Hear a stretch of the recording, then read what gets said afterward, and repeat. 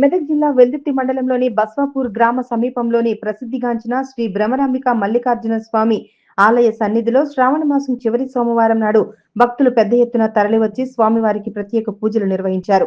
ఆలయంలో కొలువైన శివలింగానికి పంచామృత అభిషేకాలు నిర్వహించారు. ప్రముఖ వ్యాపారి కోమటిశెట్టి రమేష్ గుప్తా కుటుంబ సమేతంగా ఆలయంలో స్వామివారికి ప్రత్యేక పూజలు నిర్వహించి కానుకలు మొక్కుబడులు సమర్పించుకున్నారు. అనంతరం భక్తులకు అన్నదానం కార్యక్రమాన్ని నిర్వహించారు. ఈ కార్యక్రమంలో ఆలయ కమిటీ చైర్మన్ తలారి మల్లేష్, బుక్తాబై సంఘం సేవకురాలు అశోక్ గౌడ్ మరియు మరికొందరు పాల్గొన్నారు. ఓం నమ శివాయ, ఓం నమ శివాయ. శ్రీ శ్రీ భ్రమరాంబ సహిత మల్లికార్జున స్వామి దేవస్థానం, క్షేత్రం బస్వాపూర్, కుకునూర్ మండల్, వెల్దుర్తి జిల్లా, మెదక్. ఈరోజు శ్రావణమాసం సందర్భంగా శ్రావణమాసం అమావాస్య లాస్ట్ సోమవారం కాబట్టి ఈరోజు మందిరంలో ప్రత్యేక పూజలు నిర్వహించడం జరిగింది. మరియు